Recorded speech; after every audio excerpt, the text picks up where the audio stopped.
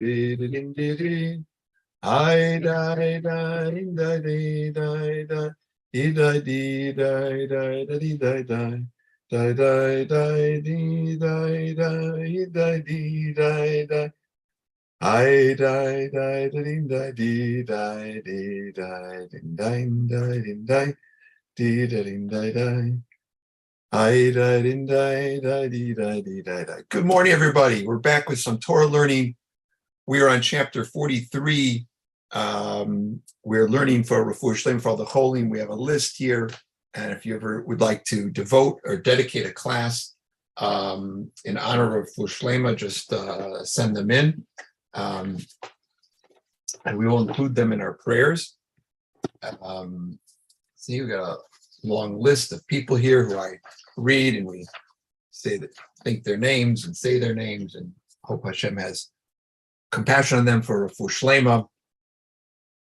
And the to quote the Reb Eli Stefansky, Torah is the greatest segula, which is an interesting play. You know,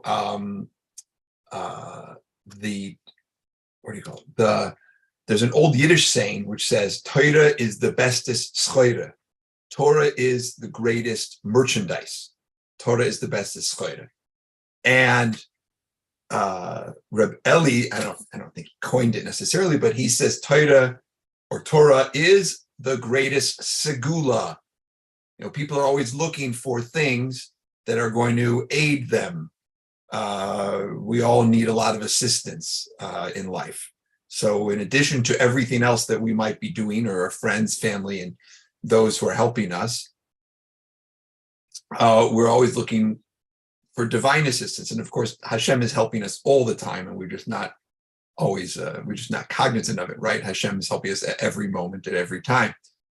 And but people want to tip the scales. But really, it's, in other words, we want to connect ourselves more closely with Hashem.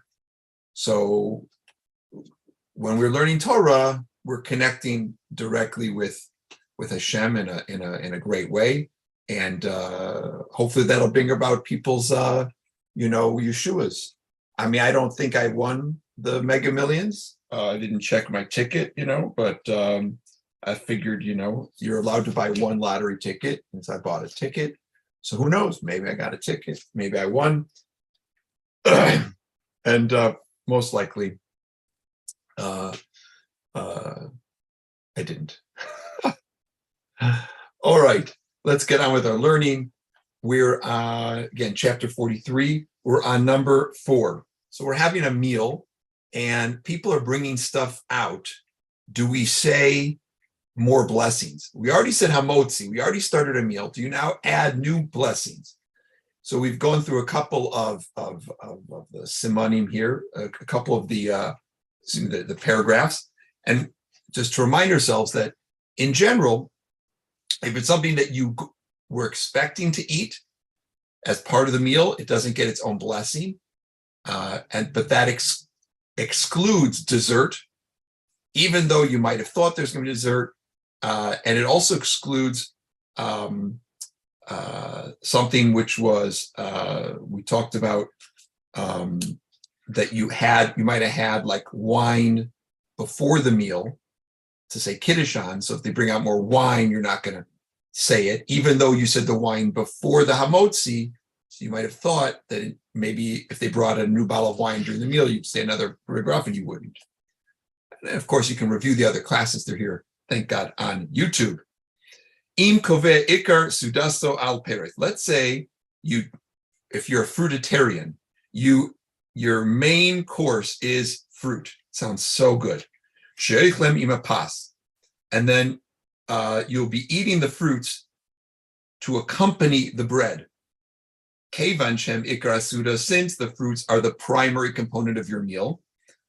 Niftarim b'birkas hamotzi, they're part of they're going to be exempt from their own separate bracha rishona by the hamotzi blessing on the bread at the beginning. Even though fruit is your main thing, once you say hamotzi, the fruit is going to be included because you were planning on having it as part of the meal. Even if the fruit was not yet on the table, when you said the hamotzi, then they brought them out. However, in order to exempt the fruits according to all opinions, okay, and there are several in the Shulchan Aruch, it's necessary, tzarich shetechilas achilas aperusim apas, should have the first bite of fruit together with bread. Achar kach gam ken mashich pas. So before we saw the case of a person is making a meal and having fruit, not on the bread. And we said the person should share bracha, berei priya eitz on the fruit. Now we have a case where the fruit is the main course. And some of it we're eating with bread, some with not.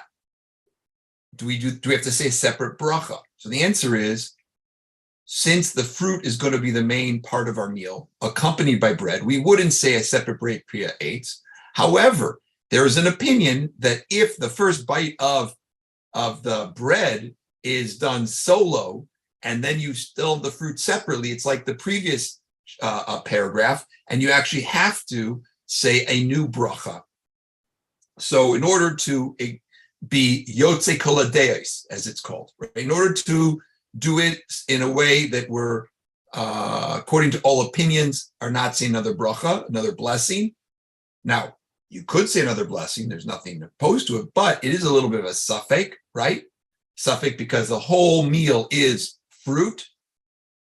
And because the whole meal is fruit, generally we wouldn't say another blessing. So that's the Shulchan Aruch's advice. So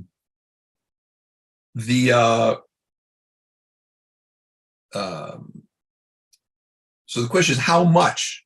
The Ber Halacha says how much? Okay, we're going to have some fruit with the bread to discharge the obligation to say a separate berei priya eitz. How much do you need to eat?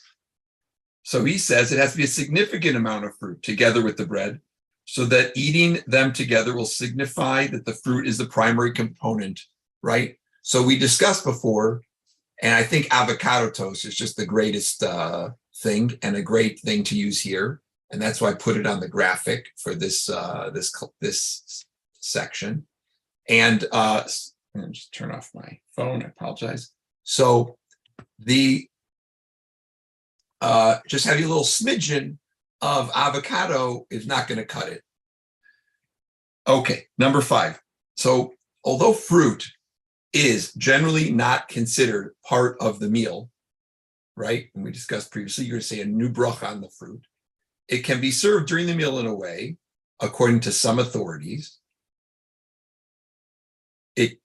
where its presentation demonstrates that it is just one of the regular courses of the meal, right? So we're looking at 2 cases now, 4 and 5, where you don't say a separate berei priya eitz, even though you've already said a hamotzi.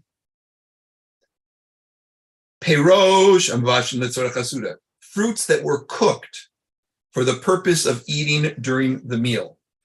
Okay, this is in contrast to like compote, which is a dessert. So this is a cooked fruit during the meal. Excuse me. Kamosh regilin levashel,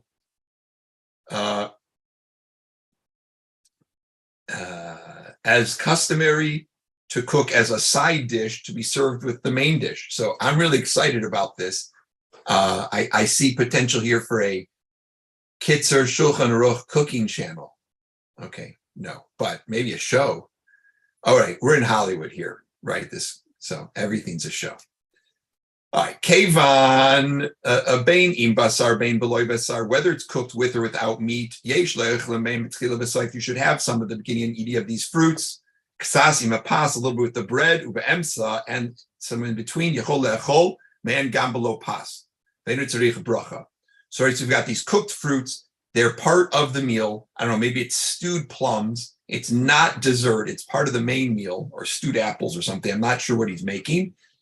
And then, so what are we going to do? He says we should begin and conclude the eating with some of the fruit. And in between, you can have it without the bread. We have to explain this a little bit more. So according to one opinion, you see, fruit served as one of the dishes of the meal is considered part of the meal, and it's subordinate to the bread.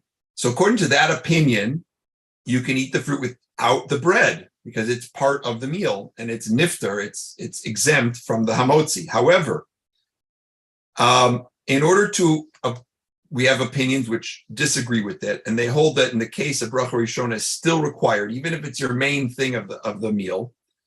So that's why he says you should have the fruit with the bread at the beginning of the meal.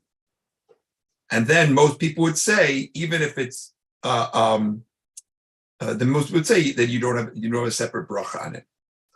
Again, these are all ways of removing suffix bracha. Another way you could get rid of a suffix bracha would be to say a bracha rishona on the raw fruit, and that the raw fruit is clearly going to need a bracha rishona even during the meal, right? So you've got a bowl of fruit on the table. We're still going to say that Borei Priya eitz on that fruit, so that the bracha on the raw fruit exempts the cooked fruit gel. That's the Mishnah Berurah. Again, these are all little like hacks. I don't know if I love that word, but they're little hacks of how we can make sure that when we're doing the brachas, we're doing them right. This is a little bit of a shorter class. Apologize, and we hope you'll tune in next time. Everybody have an awesome day. It's great to see you all, and you're welcome to join us, by the way, on the WhatsApp, and then you can have the Zoom link, and there's time for questions.